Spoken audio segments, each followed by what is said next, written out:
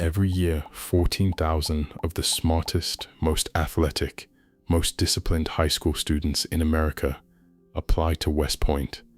Most are turned away. Only 1,200 make it in. They have already proven, on paper, that they can endure almost anything. And 1 out of every 5 of them quits, not after 4 years of grueling training.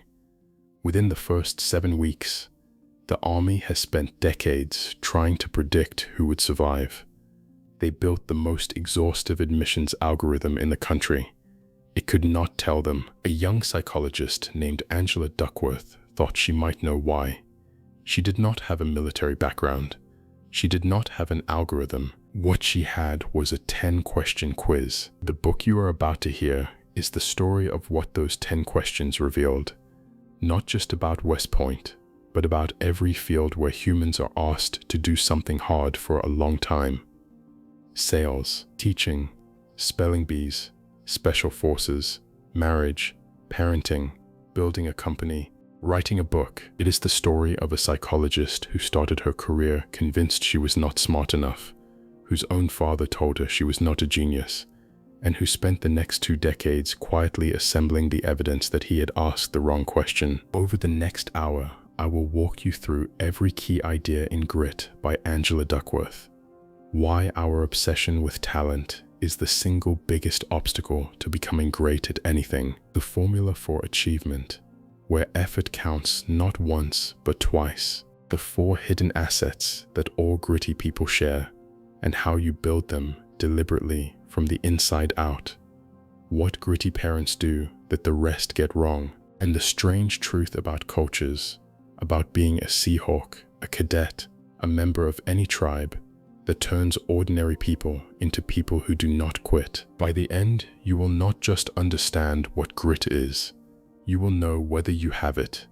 And if you do not have enough of it, you will know exactly what to do about that. So, let us start where she started, at West Point, on the second day of Beast, Chapter 1. The Mystery of Beast Barracks. Imagine standing on a parade ground in upstate New York at 5 in the morning. The grass is still wet. You are 18 years old. Yesterday you said goodbye to your parents.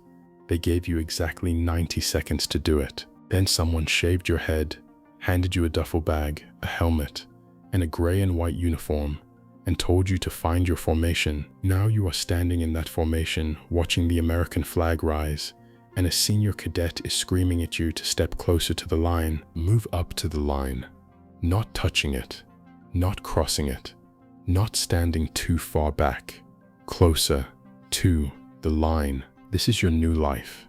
For the next 7 weeks, you will wake at 5, train until 10 at night, and barely speak to anyone outside this base. You will run, march, climb, shoot, drill, and learn how to be a soldier.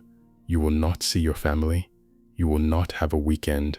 The only break in your day is a meal. You wanted this. You spent 2 years of high school working toward it. You got a congressman to nominate you. You passed a physical that would break most adults. You were captain of a varsity team. You probably had a perfect grade point average. You beat out 10,000 other applicants for your spot. So why do 1 in 5 of the people standing in that formation walk away before the 7 weeks are over? That was the question Angela Duckworth wanted to answer in the summer of 2004. She had just finished her PhD in psychology. She was 26 years old, and she had a strange theory about what made certain people finish hard things while others, no matter how gifted, did not. Before her, there had been others. In 1955, almost 50 years earlier, the Army had recruited a young psychologist named Jerry Kagan to figure this out. Kagan spent hundreds of hours showing cadets pictures on cards and asking them to make up stories about what they saw. The theory was that the cadets who imagined noble, courageous adventures would be the ones who stayed. The cadets had a wonderful time inventing stories. The stories told the psychologists nothing. For half a century after that, generation after generation of military psychologists tried to crack this. None of them succeeded, and the reason it mattered was not just academic. West Point was already using the most sophisticated admissions formula in American higher education. They called it the total candidate score. It combined SAT scores, class rank, a leadership rating built from interviews and references, and a physical fitness score from a brutal battery of running, push-ups, sit-ups, and pull-ups. The total candidate score was the gatekeeper. It decided who got in, and it had a problem. The cadets with the highest total candidate scores were quitting at exactly the same rate as the cadets with the lowest. The most sophisticated admissions algorithm in the country could predict almost everything about who would do well at West Point, except who would actually stay. Duckworth had a hunch. Before she started her PhD, she had taught 7th grade math. She had also worked at a management consulting firm called McKinsey. In both jobs, she had noticed the same strange thing. The most talented students were not always the ones who succeeded. The most talented consultants were not always the ones who got promoted. There was something else going on, something that lived underneath the talent, and nobody seemed to be measuring it. When she started interviewing leaders for her research, in business, in art, in sports, in journalism, in medicine, in law, she kept hearing the same two things over and over again, no matter the field. 1. The people at the top kept going when other people quit. 2. They knew, at a level most of us never reach, exactly what they wanted in life. Not for a year, not for 5 years, for decades. They had picked a destination, and they were walking toward it, even when the path got dark. She gave this combination a name: passion and perseverance. Together, grit. So she wrote a 10-question survey. Half the questions measured perseverance.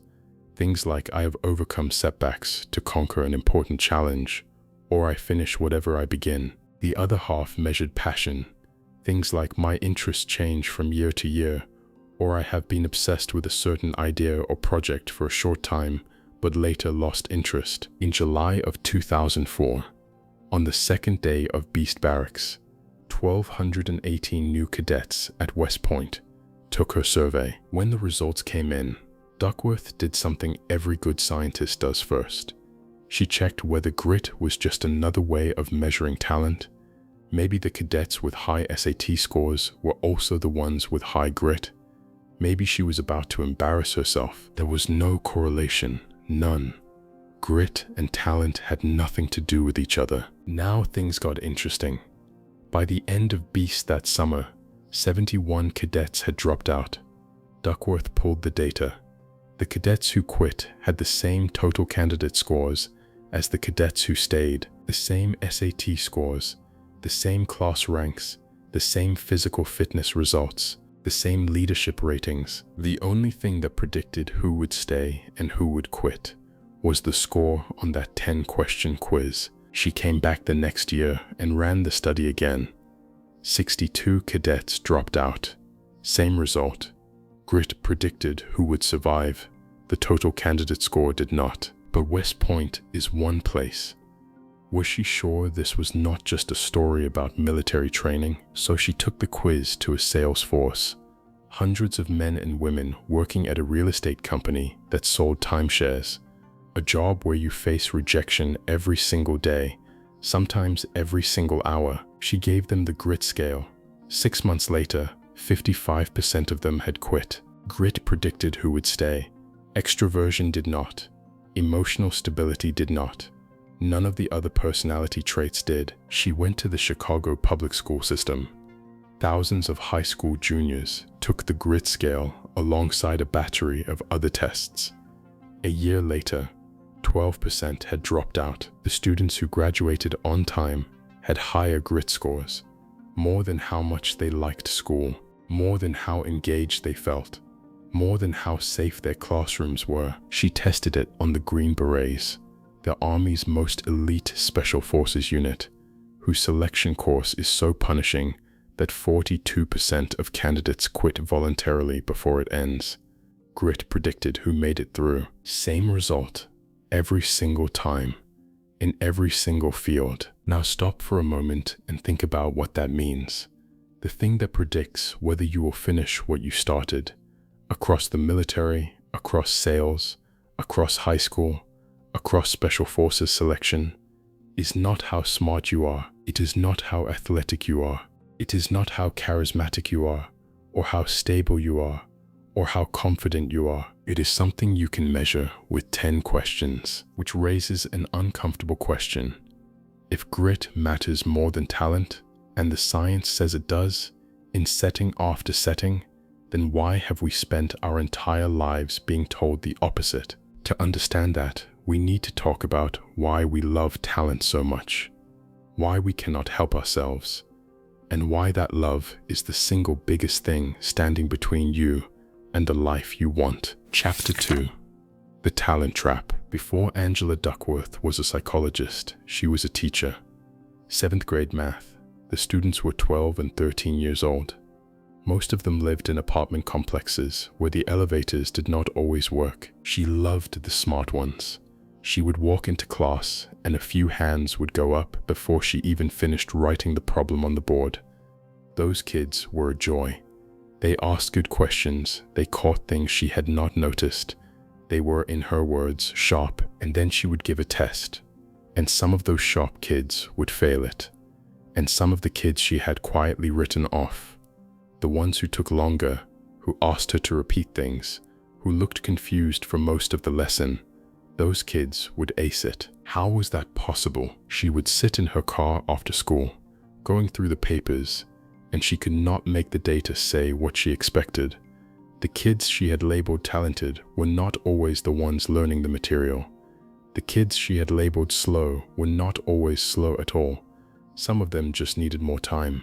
They went home, did the homework, came back, asked again, did it again, and the longer she taught, the more she realized something that shook her. She had been dazzled by talent. She had been measuring the wrong thing. If you have ever had a teacher who decided early on whether you were one of the smart kids, you already know what this feels like. You either got the look of recognition when you walked in the room, or you got the look of patience. And once you got the look of patience, you spent the rest of the year fighting to be reclassified. Duckworth realized she had been the one doing the classifying, and she had been wrong. So when she left teaching and went back to school to study psychology, the question that haunted her was this: why do we keep doing this to each other? Why do we look at someone doing something extraordinary and immediately decide that they were born different? Around that time, she found a study by a sociologist named Dan Chambliss. The study was called The Mundanity of Excellence.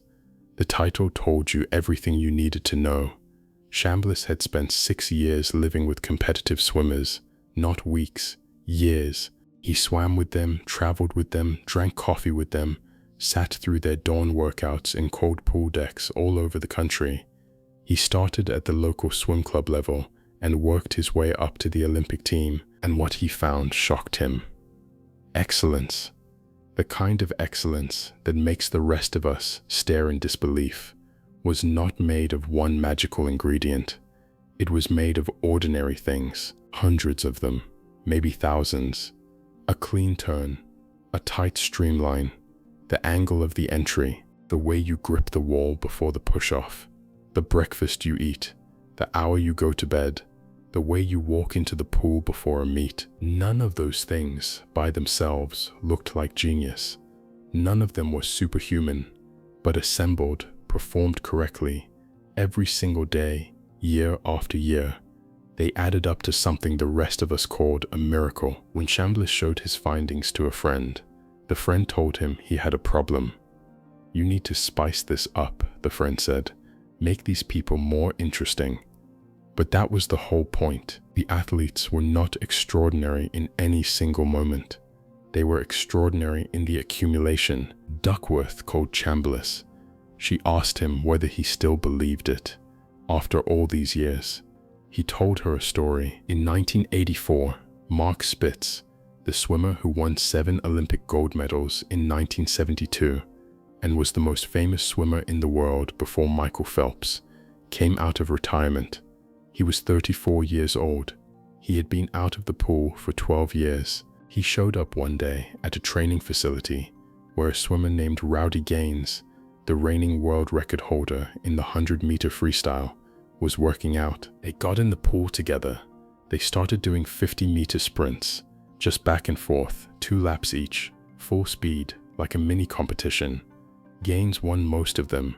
He was at his peak, and Spitz was a man in his mid-30s who had not raced in over a decade. But halfway through the workout, the entire team, every swimmer there, stopped what they were doing and gathered at the edge of the pool to watch. One of them turned to Chambliss, pointed at Spitz, and whispered, "Oh my God, he's a fish." Even the team that had been studying mundanity, even the swimmers who knew intellectually that excellence was made of ordinary things, they saw Spitz move through the water, and they reached automatically for the language of magic. He must have been born with it.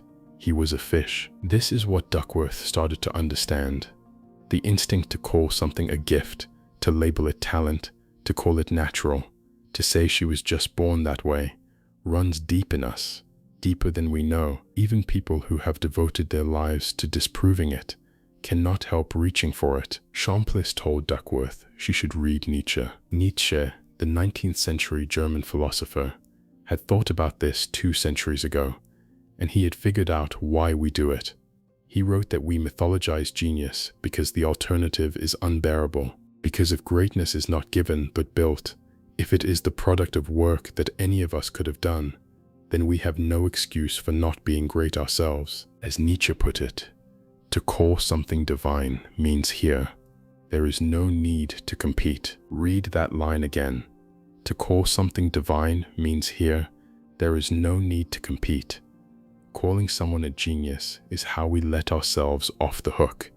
It is how we get to stay where we are. Because if Mark Spitz is a fish, if Michael Jordan was just born different, if Mozart was a freak of nature, then we can comfortably accept that we will never be like them, and we will never have to ask the harder question, what if they were not born different at all? What if they just refused to stop? In the early 2000s, the most prestigious management consulting firm in the world was McKinsey & Company, the same firm where Duckworth had worked before becoming a teacher. McKinsey was famous for many things, but in 2001, a group of their consultants published a book that became a sensation in the business world. They called it The War for Talent. The premise was simple and seductive. The companies that win, the consultants argued, are the ones who hire the most talented people, identify the top performers early, and shower them with rewards.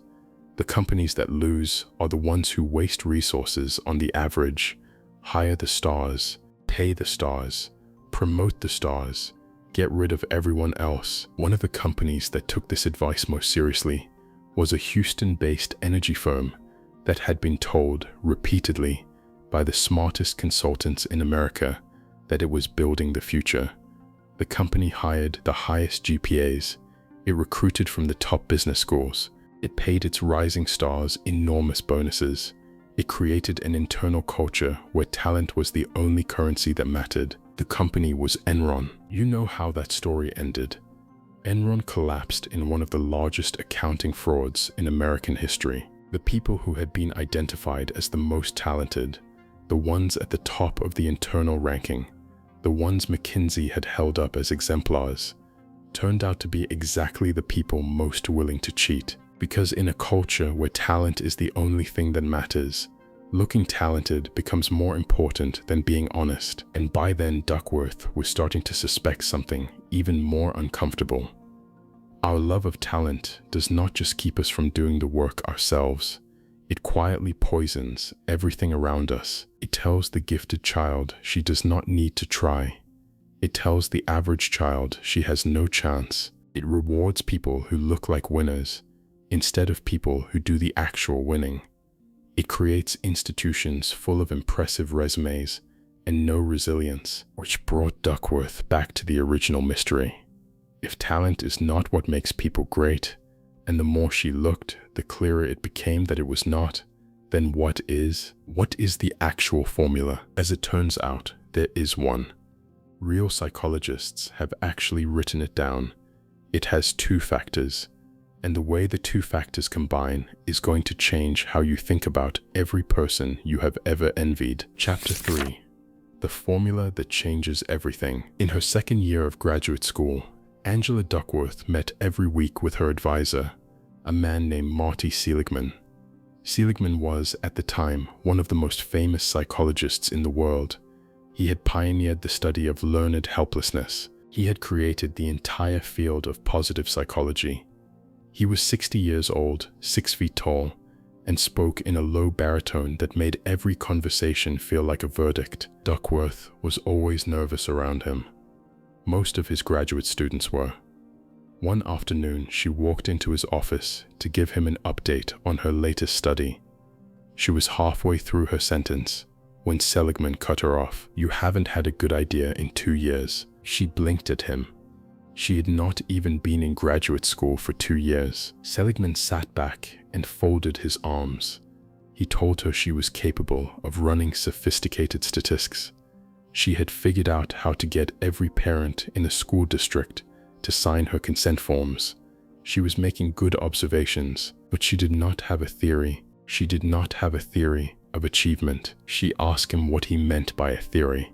He told her to stop reading so much and start thinking. Duckworth left his office, walked into her own office, and started to cry. She went home and cried more. She cursed Seligman to her husband. Why was he telling her what she was doing wrong? Why was he not praising what she was doing right? But she could not get the words out of her head. You do not have a theory. A theory, she realized, is an explanation. It takes a pile of observations and tells you what they mean.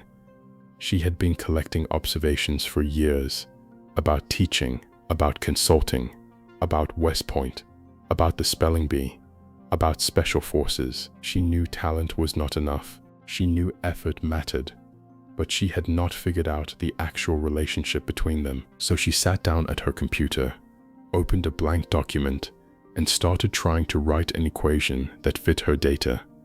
For over a decade, sometimes alone, sometimes with colleagues, she filled notebooks with diagrams, pages and pages of attempts at the math. Eventually, she published a paper. The paper contained 2 equations.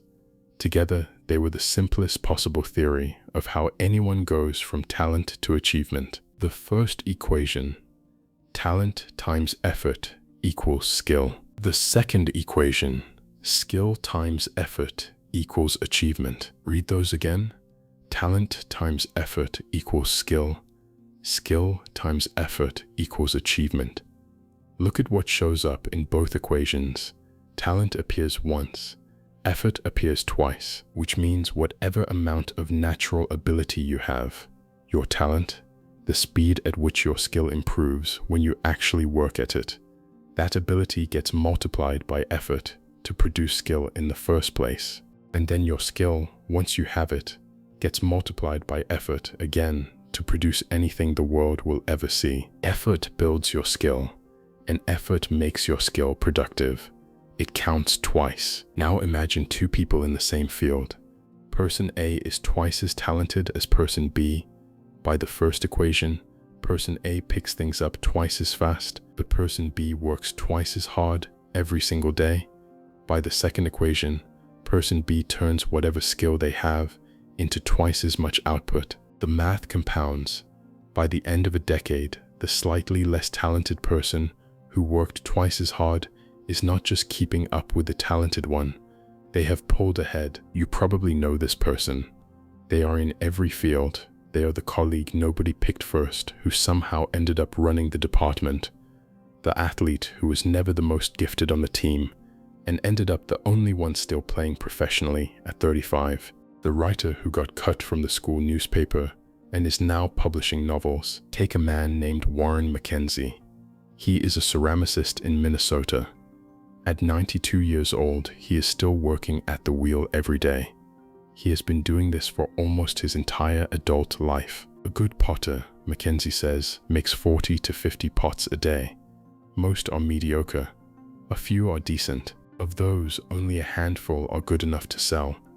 And of the ones he sells, Only one or two will be the kind that someone keeps in their home for decades because it is a pleasure to look at every morning. When Duckworth interviewed him, Mackenzie said something that stopped her cold. "I had a hard time making the first 10,000 pots," he told her. "After that, it got easier." 10,000 pots. Think about what that means. He did not show up to the wheel one day, throw a perfect bowl, and announce that he had found his calling. He showed up and he made ugly things. He made things that were lopsided and cracked and wrong. He made them for years. He failed in private and improved in private. And then one day, somewhere past pot number 10,000, the failures got rarer and the beautiful pieces got more common. And a man who started out making bad pottery had quietly become one of the most respected ceramicists in America. Talent did not do that. Effort did. And the only reason Mackenzie ever developed enough skill to be called talented is because he had already poured the effort in long before anyone noticed. Will Smith, the actor and musician, was asked once how he became one of the highest paid entertainers in the world. His answer is one of the most quoted lines in modern self-help, but most people who repeat it have missed what he actually said. He said this: "I have never viewed myself as particularly talented. Where I excel is ridiculous, sickening work ethic." Then he made it concrete. He said, "The only thing that separates me from anyone else is that I am not afraid to die on a treadmill. You might be more talented than me. You might be smarter than me. You might be sexier than me. You might have me beat in 9 different categories. But if we get on a treadmill together, only 2 things can happen. You get off first, or I die." In 1940, researchers at Harvard wanted to understand what made certain young men psychologically healthy. They invented a test. They put 130 college sophomores on a treadmill, cranked it to a steep incline and a punishing speed, and asked them to run for as long as they could. Most students lasted about 4 minutes. Some quit after 90 seconds.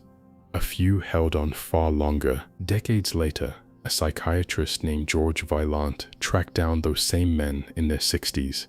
He looked at their incomes, their careers, their marriages, their mental health, and he found something strange. The number of minutes a 20-year-old had stayed on that treadmill in 1940 was one of the strongest predictors of how well-adjusted he would be at 60, even after correcting for physical fitness, even after correcting for everything else they could measure. The thing that predicted whether your life went well was not how fit you were. It was how long you were willing to stay on the treadmill when it hurt. So if effort counts that much, if the formula is real, if the treadmill data is real, if Warren Mackenzie's 10,000 pots are real, then the obvious question is the one we have been dancing around this whole time. Where does the effort come from? You cannot just decide one morning to grind for the next 30 years. Nobody can. The capacity to keep showing up, to pick up the brush, the wheel, the pen, the running shoes, day after day after day, for decades, is itself a thing that has to be built. Which brings us to the structure underneath grit, the hidden architecture that lets some people keep walking when everyone else stops. Chapter 4. The Anatomy of Passion. In 1999, Pete Carroll was fired as the head coach of the New England Patriots. He had won, but not enough. He was 48 years old. For the first time in his adult life, he was not a football player or a football coach. He spent a year doing nothing. During that year, a friend pulled him aside and asked him a strange question. "Pete," he said, "do you have a philosophy?" Carroll did not. He had a million tactics. He had thousands of plays. He had decades of accumulated football knowledge.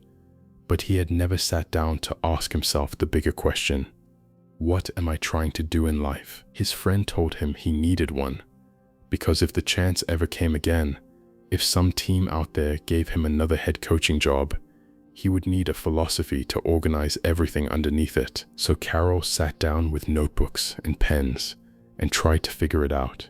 He read everything John Wooden had ever written. Wooden, the legendary UCLA basketball coach, who won 10 national championships and never seemed to do anything that looked like miracle work. Carroll had read Wooden before, but this time he was reading differently, slowly, looking for the structure. What he found was that Wooden's genius was not in any single decision. It was in the fact that every single decision Wooden made, every drill, every conversation, every recruitment, every halftime speech, was an expression of the same underlying philosophy. The drills served the philosophy. The recruiting served the philosophy. The philosophy was the thing. Carroll wrote his own down. Do things better than they have ever been done before. That became the answer. Everything else, every play, every team rule, every word he said to a player was downstream of that. In 2010, he took over the Seattle Seahawks. In 2014, they won the Super Bowl. And when the man who used to be his rival from the San Francisco 49ers interviewed him the day after that win and asked him what made a Seahawk, Carroll smiled, laughed, and said, "We look for great competitors, the guys with grit." So here is what Pete Carroll's question reveals. There is a structure inside the people who do not quit, and the structure has 3 levels. At the very top is a single overarching goal, a philosophy, a North Star. Carroll calls it that. Do things better than they have ever been done before. Duckworth calls it a top-level goal. It is so abstract and so important that it is not really a means to anything. It is the thing. Below that sit a handful of mid-level goals. These exist to serve the top-level goal. For a coach, the mid-level goals might be recruit great competitors, design practices that simulate game pressure, build players' character outside the field. None of those are the philosophy, but each one points up toward it. And at the bottom sit the low-level goals, the day-to-day stuff, the phone calls you make, the emails you return, the workouts you do, the things on this morning's to-do list. None of those matter on their own. They only matter because they serve a mid-level goal, which serves the top-level goal, which is the thing. Gritty people have this structure.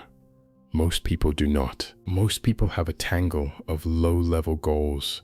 Wake up at 6, return that email, hit the gym, pick up groceries, with nothing connecting them upward. They are running, but they do not know what they are running toward. And the moment one of those low-level goals gets blocked, the gym is closed, the boss said no, the deal fell through, they quit, because there is nothing above the low-level goal holding the meaning in place. Gritty people, when a low-level goal gets blocked, do something different. They replace it. They pick another low-level goal that serves the same mid-level goal, that serves the same top-level goal. The destination has not changed. The route has, which brings us back to a man named Bob Mankoff. In 1974, Mankoff was a graduate student studying experimental psychology. He spent his days making rats run through mazes. He hated it. One night, he realized that the most fundamental thing about him was not that he was a scientist, it was that he was the funniest person he knew. So he quit the rat lab, and he decided to become a cartoonist for the New Yorker. If you do not know how hard this is, let me give you the numbers. The cartoonists who have actual contracts with the New Yorker, the staff guys, the ones with the best access, collectively submit about 500 cartoons every single week. The magazine prints about 17 of them. That is a rejection rate of more than 96% for the staff cartoonists, the ones who already made it. Bob Mankoff was not a staff cartoonist. He was a former Rat Lab grad student with a notebook full of drawings and a top-level goal: be one of the funniest people alive. So he started sending in cartoons. The New Yorker rejected him, so he sent more. They rejected those too. He filled the walls of his apartment bathroom with rejection slips. He sent more. Within a few years, he had collected so many rejections that they were no longer wallpaper. They were a kind of climate. Most people, by this point, would have quit. Bob did something different.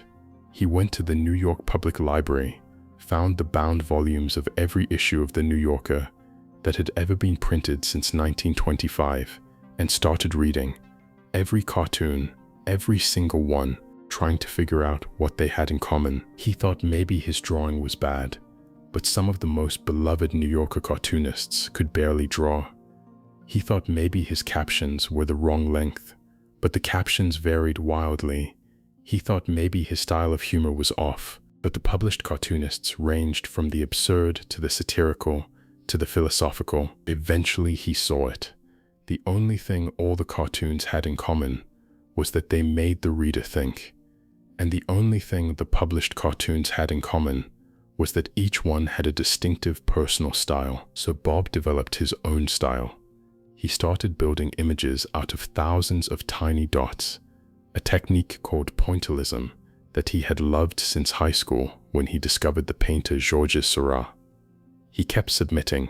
The New Yorker kept rejecting him. Between 1974 and 1977, the New Yorker rejected approximately 2,000 of Bob Mankoff's cartoons. 2,000.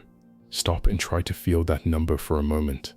Imagine submitting your best work again and again and being told no 2,000 times over 3 years by the people you most want to impress. In June of 1977, they finally accepted one. The next year he sold 13. The year after that, 25. In 1981, the magazine offered him a staff position. Eventually, he became the cartoon editor of The New Yorker, the man who decides which cartoons get in, the man on the other side of the desk. What kept him going through 2,000 rejections? Not low-level goals. Every single low-level goal he set ended in failure. It was the top-level goal, the thing he had written in pen. Be one of the funniest people alive. As long as that goal was intact, the failure of any individual cartoon was just data. He went home and drew another one. This is the structure Duckworth started seeing in every greedy person she interviewed. They all had a top-level goal. They were not chasing money or fame or status as the main thing. They were chasing some larger purpose, and money and status were occasional byproducts. And they were ferociously flexible at the bottom of the hierarchy. They quit individual projects all the time. What they did not quit was the destination. So how do you know whether you have the structure? How gritty are you really? Duckworth has a scale for this. 10 questions designed to measure passion and perseverance. Half ask about how you respond to setbacks.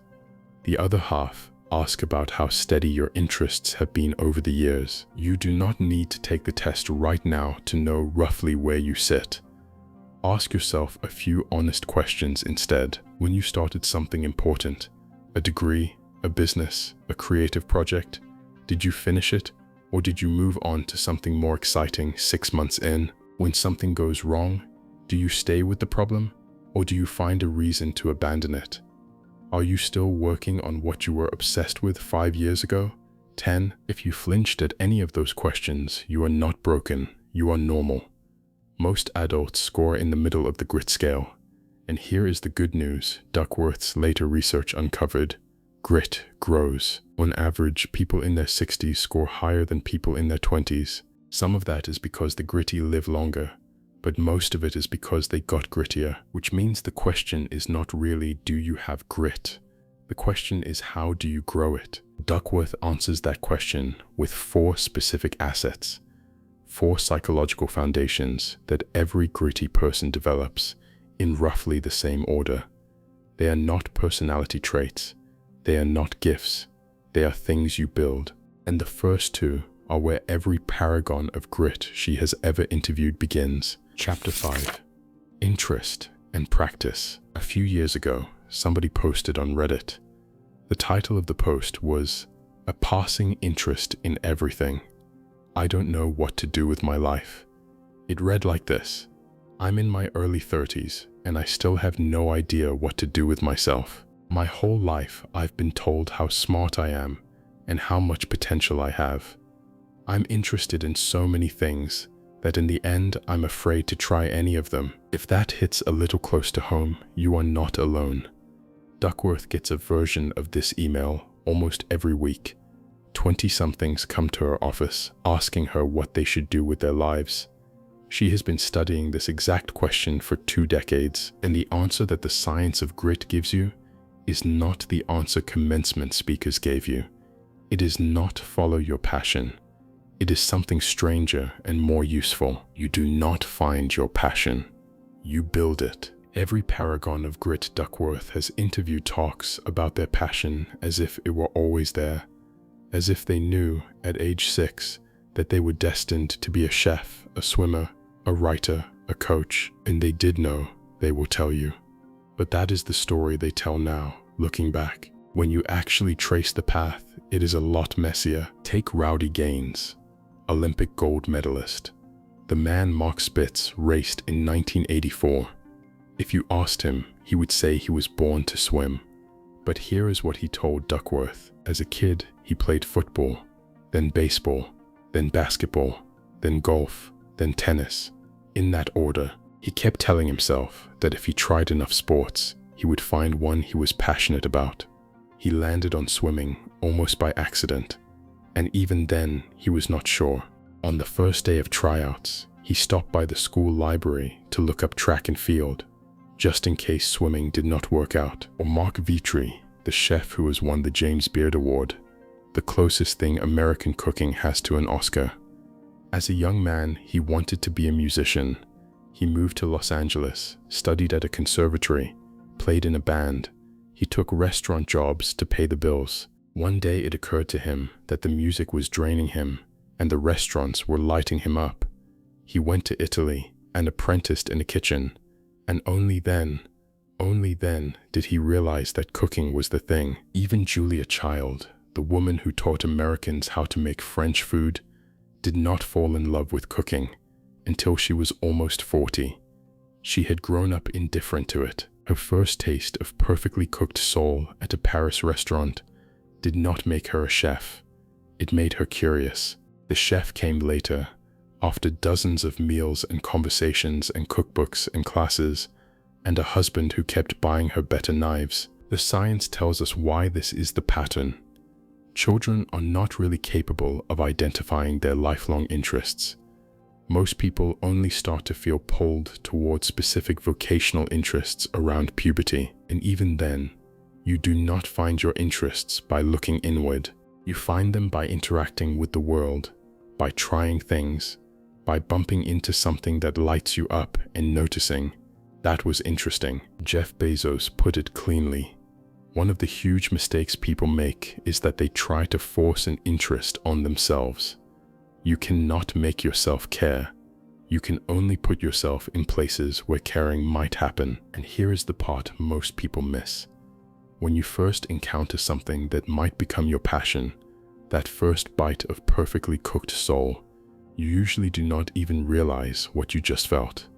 We notice boredom instantly. We know when we are bored, but the first whispers of interest are quiet. We barely register them at all. Duckworth's colleague Barry Schwartz, a psychologist at Swarthmore, said it best. He has been counseling anxious young adults for 45 years. Finding a career, he told her, is just like finding a partner. People are searching for the most attractive, smartest person who is also kind, empathetic, funny, and considerate. And when you tell a 21-year-old they will never find someone who is the best at everything, they don't listen. They are obsessed with perfection. Schwartz says the same thing applies to careers.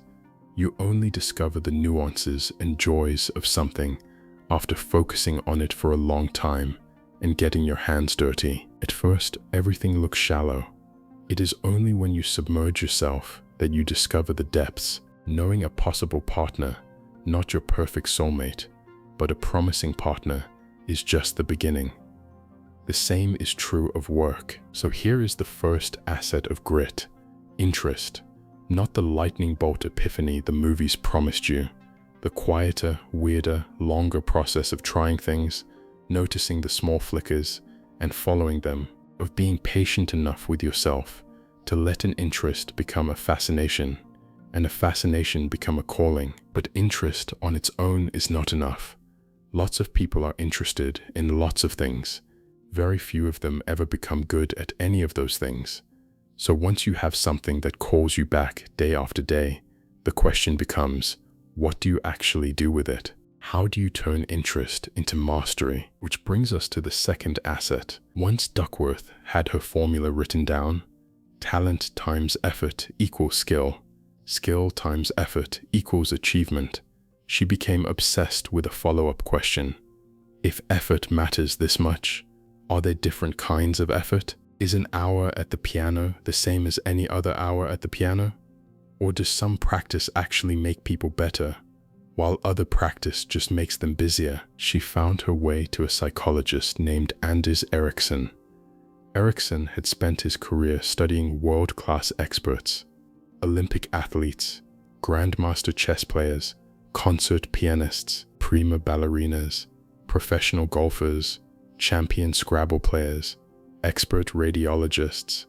The list went on. Ericsson was the world expert on world experts, and what he had discovered after decades of research was this. The people at the top of any field did not just practice more than everyone else. Although they did, they practiced differently. They had built a kind of practice so specific, so demanding, so concentrated, that it barely resembled what most people call practice. He gave it a name: deliberate practice. Duckworth wanted to know what made it different, so she asked Ericsson directly. She told him she was a runner. Since she was 18, she had been going out a few days a week and running for an hour. She had been doing this for decades. She had logged thousands of hours, and she had not gotten a single second faster. Ericsson asked her a few questions. Did she set a goal when she ran? She thought about it. To stay healthy, to fit into my genes. He asked her if there was any specific aspect of running she was trying to improve. There was not. He asked her what she thought about while running. She said she listened to the radio. She thought about what to make for dinner. He asked if she kept a log of her pace, her route, her heart rate. She did not. He asked if she had a coach. She laughed. He nodded slowly. Now I understand, he said. You are not improving because you are not practicing deliberately. Here is what deliberate practice actually looks like. The experts Ericsson studied do 4 things every time. 1. They set a stretch goal. Not a general goal like get better. A specific goal. A weakness they are going to attack today. The Olympic swimmer Rowdy Gaines put it this way. If my coach told me to swim 10 100-meter freestyles at 1 minute 15 each, the next day I would try to do them at 1 minute 14. The violinist Roberto Diaz called it finding your Achilles heel. 2. They give the task their full, undivided attention. No phone, no music, no half effort. The basketball player Kevin Durant said something striking once. I probably spend 70% of my time by myself, working on my game, trying to perfect every aspect of my craft. The research on musicians backs this up. The amount of time someone practices alone predicts how quickly they improve, far better than the time they spend playing with others. 3. They seek immediate feedback. They want to know right now whether they got it right or got it wrong. Most of what they find out is negative. They are more interested in their mistakes than in their wins, because the mistakes are where the next improvement lives. 4. They refine and repeat. Once they hit the stretch goal, they do not celebrate. They set a new one and start over. 1 stretch goal, full concentration, immediate feedback, refine and repeat. That is it. That is the entire architecture of expertise. Now think about how this compares to the way most of us do anything. We open our laptops with 17 tabs and a notification sound on. We practice piano by playing the songs we already know how to play. We exercise by repeating the same workout we did last week. We work on our writing by scrolling Twitter for an hour and then typing for 15 minutes. None of that is deliberate practice. None of it is going to make us appreciably better at anything, ever. Ericsson studied the violinists at the Berlin Conservatory. The best of them had accumulated about 10,000 hours of deliberate practice over 10 years to reach elite levels. The less accomplished students at the same school had accumulated about half that. The dancer Martha Graham said it takes 10 years to become a great dancer. A century ago, researchers studied telegraph operators and concluded it took at least 10 years to become an expert at Morse code. Different fields, different eras, same number. This is not bad news. This is the most freeing news in the world, because what it means is that the gap you feel between yourself and the people you admire is not a talent gap. It is an hours gap, and hours are the one thing in the universe that anybody can accumulate, one at a time. Duckworth and Erickson eventually ran a study together on the National Spelling Bee. The kids who reached the final practiced more than the kids who did not. But more importantly, they practiced deliberately. They sat alone with a dictionary, drilling words they had spelled wrong. They built lists of weaknesses. They quizzed themselves on the brutal stuff. The winner that year was a 13-year-old girl named Carrie Close. By Duckworth's estimate, she had logged at least 3,000 hours of deliberate practice over the years she had been competing. The final word she spelled, smiling at the microphone, was Ursprache, U-R-S-P-R-A-C-H-E, German for proto-language. When the spellers were asked which type of practice felt the most enjoyable, deliberate practice came in last. It felt awful. They rated it as the most effortful and least pleasant thing they did all week. The most fun thing? Reading for pleasure, which the data showed had zero correlation with their actual spelling improvement. So here is the trap. The practice that makes you better is the practice that feels bad. The practice that feels good, comfortable, easy, satisfying, usually does not move the needle. Gritty people have made peace with this. They have agreed with themselves to do the work that hurts. So that is 2 of the 4 assets. Interest gets you to the wheel. Practice makes the work productive. But neither of these, by themselves, sustains a person for decades. For that, you need something more. Something that turns a job into a calling, and a calling into the thing you cannot stop doing, even when life gives you every reason to. You need a purpose. And underneath that, you need a particular kind of hope. Chapter 6.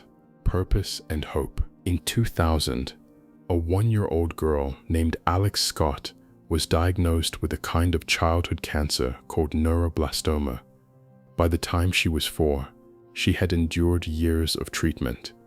One day, she told her mother, "When I get out of the hospital, I want to have a lemonade stand." Her mother said, "Okay." Alex set up the stand in her front yard. She raised $2,000. She said she wanted to give it to the doctors who were treating her, so they could help kids the way they helped me.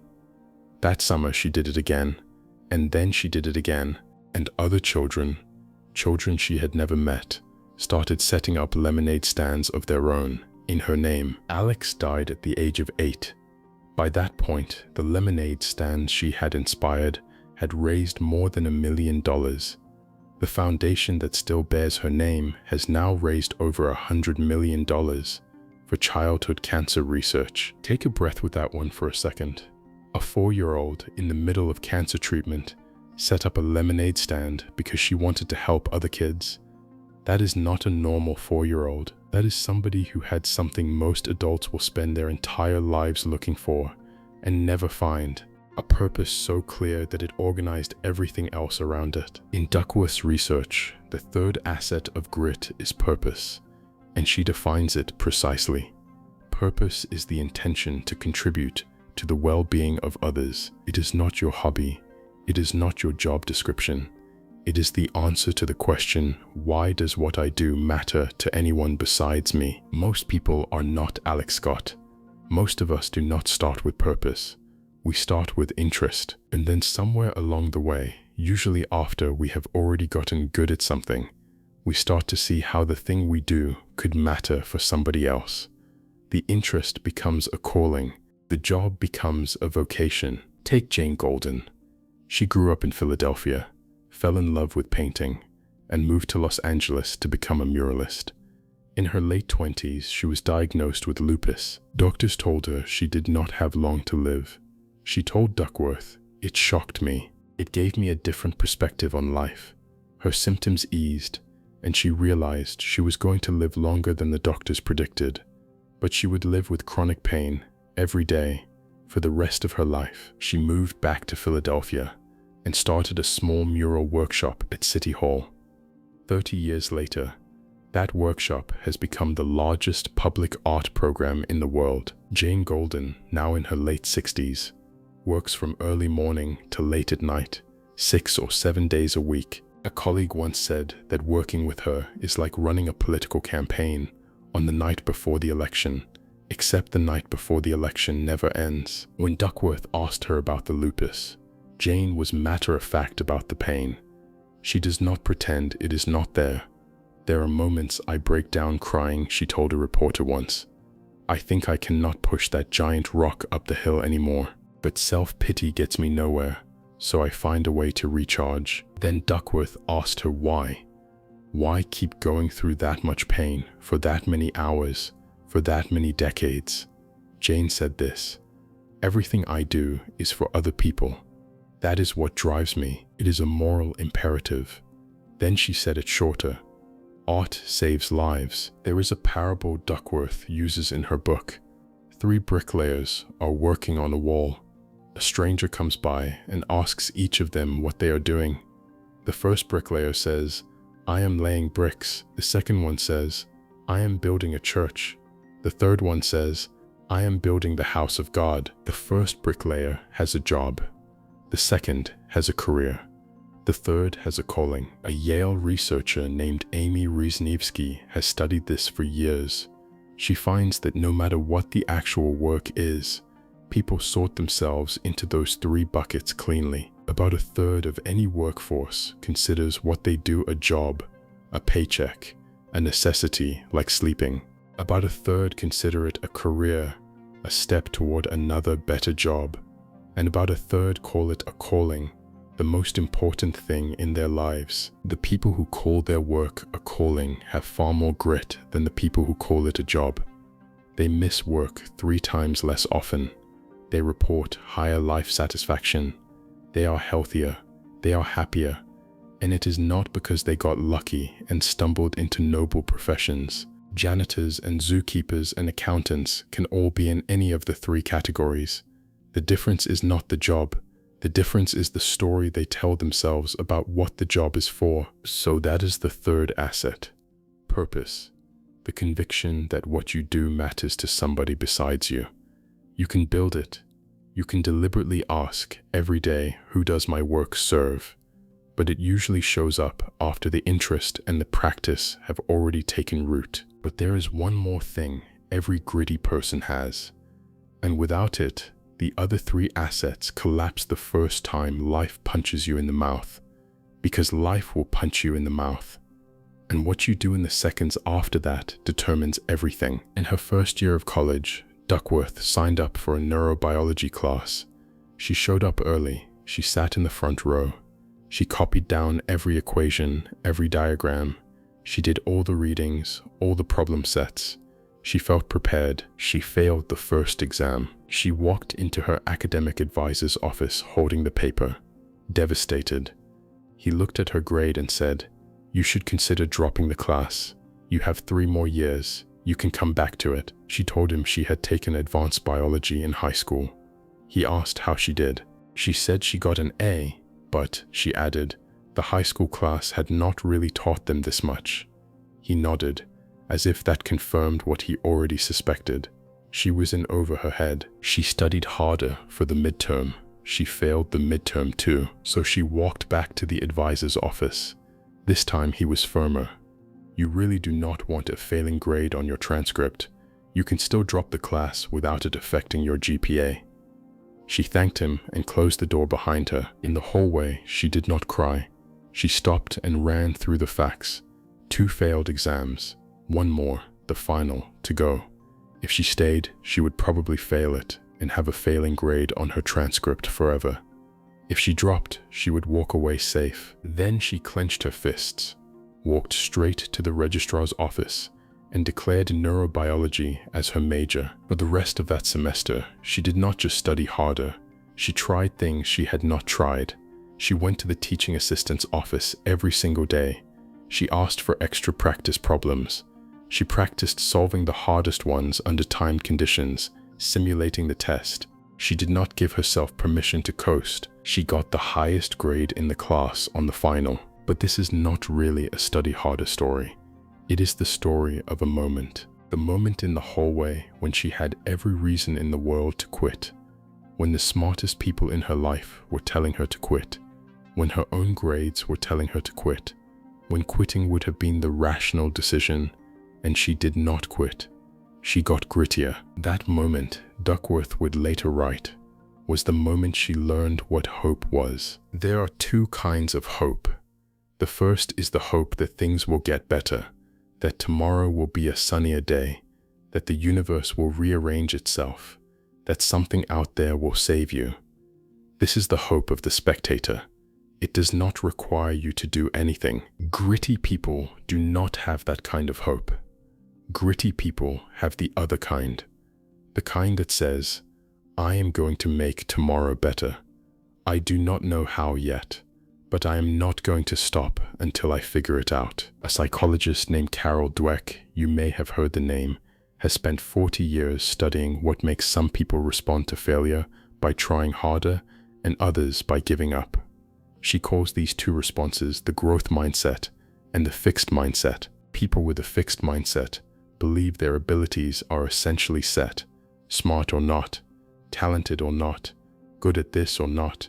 So when they fail, the failure means something terrible. It means they are not good enough and never will be. People with a growth mindset believe their abilities can develop. So when they fail, the failure means something completely different. It means they have not learned this yet. It means there is a way to get better. And the failure is information about what to fix. Dweck has run hundreds of studies on this. Growth mindset predicts grit. It predicts better grades. It predicts going to college and finishing it. It predicts physical health and stronger relationships. The Henry Ford quote applies. Whether you think you can or whether you think you cannot, you are right. So how do you build it? Honestly, the same way you build the other three assets. By practicing it. By catching yourself every time you fail at something, in the moment of explanation, the moment your brain reaches for a story about what just happened. Pay attention to the story. Is the story I am not good enough? Or is it I have not figured this out yet? One of those stories ends the journey. The other one continues it. And the only person in the world with the authority to choose which story you tell is you. Interest, practice, purpose, hope. Those are the four assets of grit, and Duckworth's research suggests that every paragon of grit she has ever interviewed has built all four from the inside. But there is something the inside-out story leaves out, something most self-help books skip entirely, because the truth is, almost nobody builds these things alone. The people who have grit usually got it from someone, a parent, a coach, a teacher, a team, a culture, which means if you want grit, you do not just build it, you catch it from the people around you. Chapter 7, The Hard Thing Rule. In the fall of his freshman year at Brigham Young University, a young quarterback named Steve Young walked into his dorm room, picked up the phone, and called his father. He was 18 years old. He had been the starting quarterback in high school. Every major college program in the country had wanted him. He had chosen BYU because the football program was strong and he wanted to compete. When he arrived at BYU, his coach took one look at his depth chart and put Steve 8th on the quarterback list. 8th. The other 7 quarterbacks were between Steve and any actual playing time. The coaches assigned him to what they called the hamburger squad, the second-string offense, whose only job was to run plays against the defense so the defense could practice. Steve hated it. He spent the first semester walking around campus with his bags packed in his mind. He missed home. The coaches did not even know his name. He was a tackling dummy, so he picked up the phone and called his father. His father's nickname, the one he had carried since childhood, was Grit. LeGrand Grit Young was a corporate lawyer who never missed a day of work in his life. About 25 years earlier, somebody at his local gym had challenged him to a sit-up contest. A year later, they could each do 1,000. The other man quit. Grit Young kept going. He eventually got up to 10,000 sit-ups in a single set. When Steve called him from BYU, choking back tears, saying he wanted to come home, his father listened. Then he said this: "Quit if you want to, Steve, but do not come back here, because I will not live with a loser. You know me, son. I do not want you in this house." Steve stayed for the next several months. He was the first player at practice and the last to leave. After the team finished, he stayed and ran his own private drills. There was a giant net at one end of the field. He would take the ball, practice his 3-step drop, and throw at the net. From early January through late February, he threw more than 10,000 passes. His arm ached, but he wanted to be a quarterback. By his sophomore year, he had moved from 8th on the depth chart to 2nd. By his junior year, he was the starting quarterback. By his senior year, he won the Davy O'Brien Award, given to the best college quarterback in America. He went on to win the NFL Most Valuable Player twice. He won the Super Bowl. When he retired, he had the highest quarterback rating in the history of the league. Now, if you stop the story right there, you would walk away thinking the lesson is: gritty parents are authoritarian, stern, cold, the kind of father who tells his crying 18-year-old that he is not welcome at home unless he sticks it out. But the story is not over, because when Duckworth called Grit and Sherry Young to interview them about their son, she expected them to be severe and formal. Sherry picked up the phone and said, "We're so happy to talk to you. Steve is such a great kid." What Duckworth heard as she listened to them describe their parenting was something more interesting than the tough love story. When Steve was 9 years old, playing in his first football league, an opposing player took him out with an illegal hit. Steve was lying on the ground. He looked up and saw his mother, still holding her purse, sprinting across the field to grab the other kid by his shoulder pads and warn him never to hit her son like that again. Grit Young, the corporate lawyer, traveled all the time for work. Most of his colleagues stayed in whatever city they were negotiating in over the weekend because their work was not finished.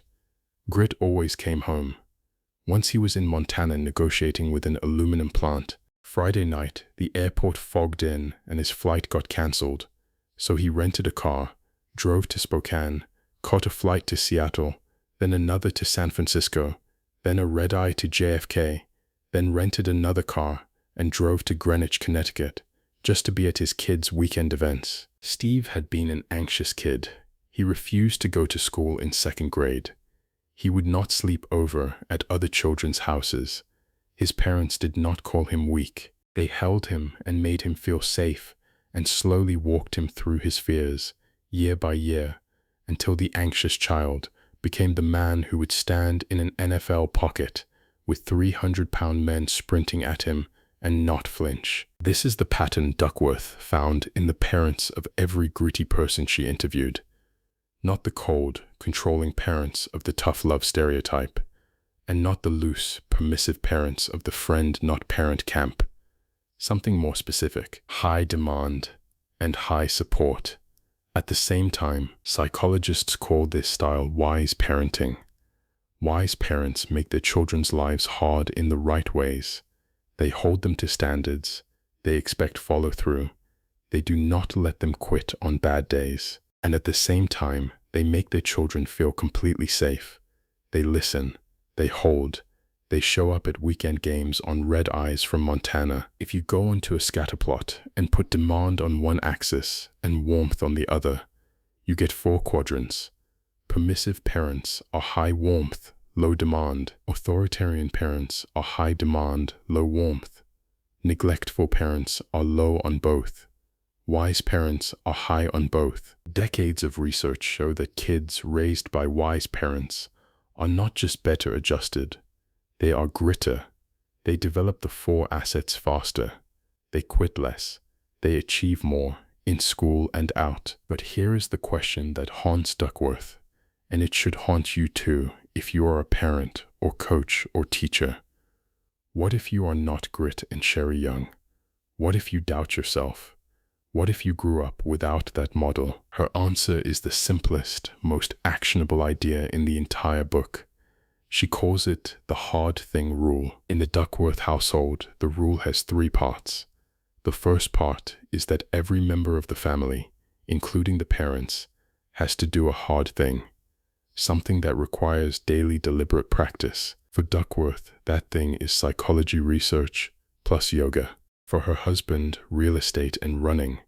Her older daughter Amanda picked piano. Her younger daughter Lucy spent years cycling through ballet, gymnastics, track, crafts, and piano before she finally landed on viola. The second part is, you are allowed to quit, but you can only quit at a natural stopping point. End of the season, end of the term, end of the year you signed up for. You cannot quit because your teacher yelled at you. You cannot quit because you lost a race. You cannot quit because you have to miss a sleepover for tomorrow's recital. You cannot quit on a bad day. The third part is, you pick your own hard thing. Nobody picks it for you, because doing a hard thing you did not choose is just punishment. Doing a hard thing you chose, even when it gets brutal, is how you become someone. When the kids hit high school, Duckworth adds a 4th part. You have to commit to at least one activity for 2 years. New activity or continuing one, your call, 2 years. That is the rule. Bill Fitzsimmons, the Dean of Admissions at Harvard, who's been reading applications for 40 years, told Duckworth that this is what Harvard quietly looks for too. Not just academic achievement, not just SAT scores, sustained commitment in something difficult. Because the data from his 40 years of reading folders is clear. The students who stuck with 1 or 2 activities for years and rose within them are the students who later go on to do meaningful things with their lives.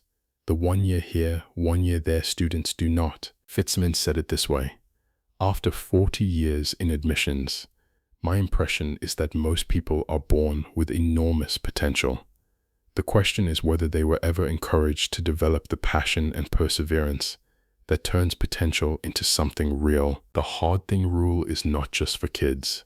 If you are an adult listening to this, if your parents did not raise you to be gritty, if nobody ever set this expectation for you, you can still set it for yourself right now. Pick a hard thing, something that requires daily practice. Commit to a stopping point, not a feeling. And do not quit on a bad day. But here is the catch. Even with the best parenting, even with the best self-imposed rules, there is one more force that shapes whether grit grows in a person, and it is bigger than any individual. It is the air you breathe, the people you stand next to, the culture you decide to call yours. Chapter 8. A Culture of Grit. In May of 2013, Angela Duckworth was sitting at her desk in Philadelphia when her phone rang. The caller said his name was Pete Carroll, and he was the head coach of the Seattle Seahawks. He had just watched her TED Talk. He had 2 reactions. The first was curiosity. He wanted to hear more than the 6 minutes she had been given on the TED stage.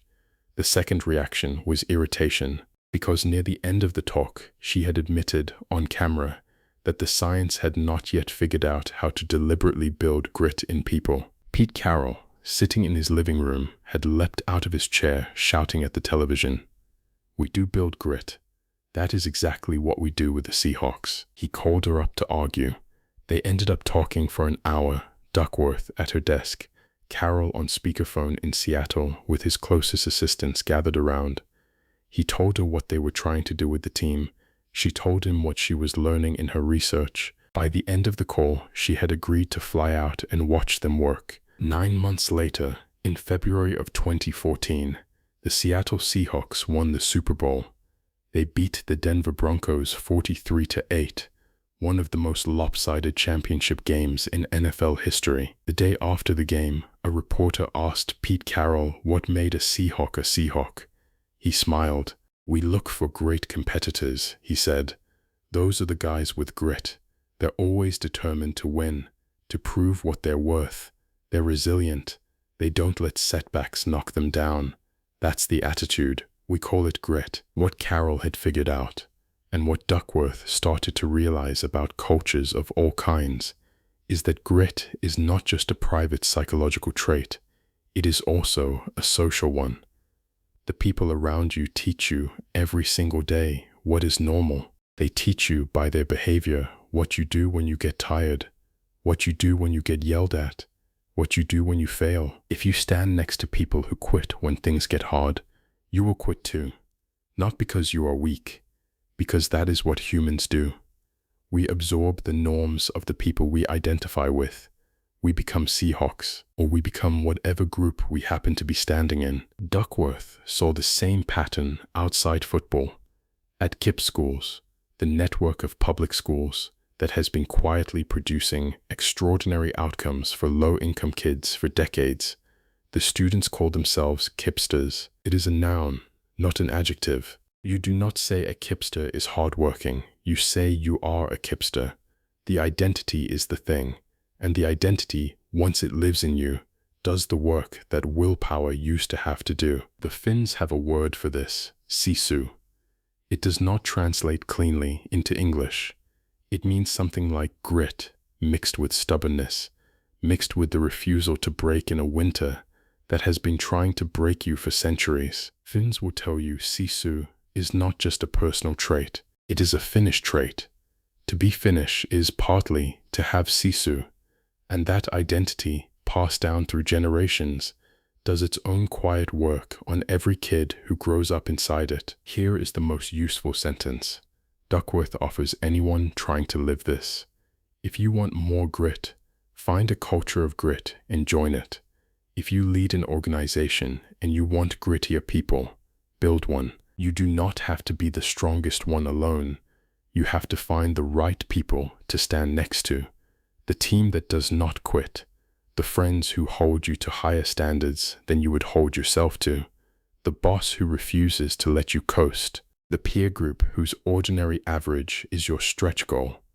Identity, it turns out, is the deepest motivation any of us have, because once you are a Seahawk or a KIPPster or whatever your version is, you do not have to talk yourself into doing the work every morning. The doing of the work is just who you are. So this is the full picture Angela Duckworth has spent her life assembling. From the West Point Cadets in the summer of 2004, all the way through to the Seattle Seahawks winning the Super Bowl. The science keeps pointing in the same direction. So what do we do with it? Key takeaways. Let us pull all of this together. Because the danger of an hour-long book summary is that you walk away with a vague feeling that you should try harder without any concrete sense of what to do tomorrow morning. So let me give you the actual structure to carry with you. First, the formula. Talent times effort equals skill. Skill times effort equals achievement. Effort counts twice. If you remember nothing else from this hour, remember that. When you look at someone you admire, the gap between you and them is not a talent gap. It is an hours of effort gap that has been compounding for years. Talent is real, but talent without effort goes nowhere. And effort without talent still goes somewhere, usually further than you would expect. Second, there are 4 assets every gritty person builds: interest, practice, purpose, hope. They almost always develop in roughly that order. You do not start with purpose. You start with something that catches your attention. Then you put in the practice that turns interest into skill. Then, somewhere along the way, you start to see how the work serves something larger than yourself. And finally, you develop the kind of hope that lets you stand back up every time the work knocks you down. Third, interest is built, not found. Stop waiting for lightning.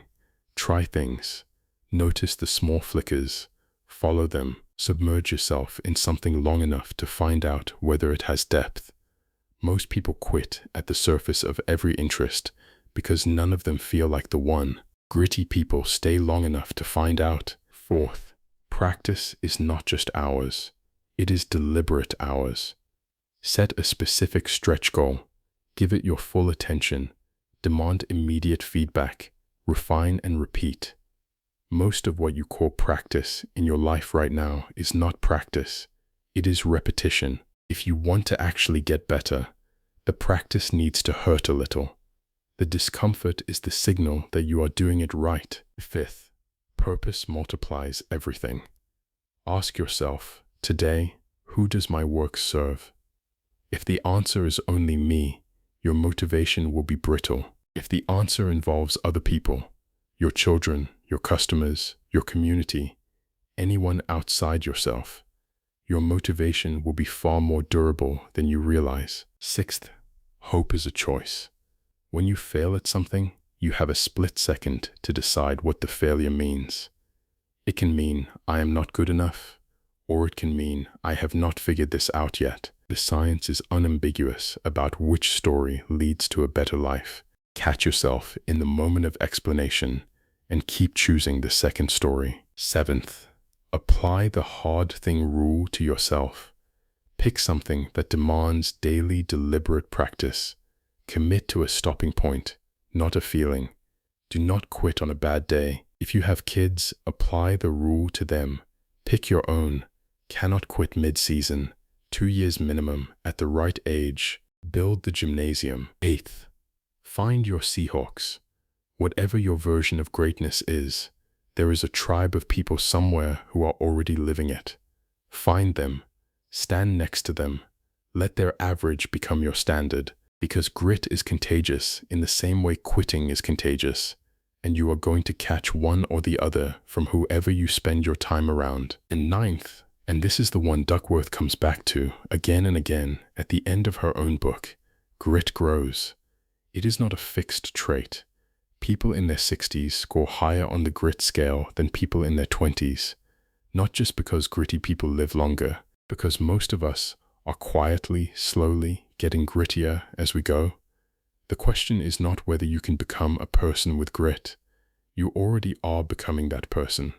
The only real question is how fast. Closing. At the beginning of this hour, we started with a question. Why do 1,200 of the most talented 18-year-olds in America walk onto a parade ground in upstate New York every summer with everything they need to succeed, and 1 in 5 of them quits within 7 weeks? By now you know the answer is not what we have been told our whole lives. It is not about IQ. It is not about SAT scores. It is not about leadership potential. It is not about how athletic you are. It is about a quieter, slower, less glamorous thing. The thing that makes you walk back onto the field after the worst day of your life and run it one more time. Angela Duckworth's father told her when she was a child that she was not a genius. He was right. She did not win a MacArthur Genius Grant because she was the smartest person in any room. She won it because she spent decades quietly assembling the evidence that her father had asked the wrong question. The question is not, am I a genius? The question is, am I willing to keep going on the days when nothing about the work feels good, because I have decided that what I am doing matters? So here is the question I want to leave you with. Not did you like this video, not what did you think. A real one that you can actually do something with. What is your hard thing? The one you have been circling around, the one you have not committed to, the one you have been waiting until conditions are right to start. What if, instead, you picked it tonight and made the first ridiculous, awkward, small move toward it tomorrow morning before you change your mind? If you want to go deeper, the full book, Grit by Angela Duckworth, is genuinely one of the most useful things I have read on this subject. It is on Amazon and Audible. I have left links in the description. I am not getting rich on those links. I just think this book deserves more readers than it has. And if you got something out of this hour, if any single idea in here lit something up, subscribe. There is more like this coming. The next one might be exactly the one you needed. Thank you for listening. I will see you again soon.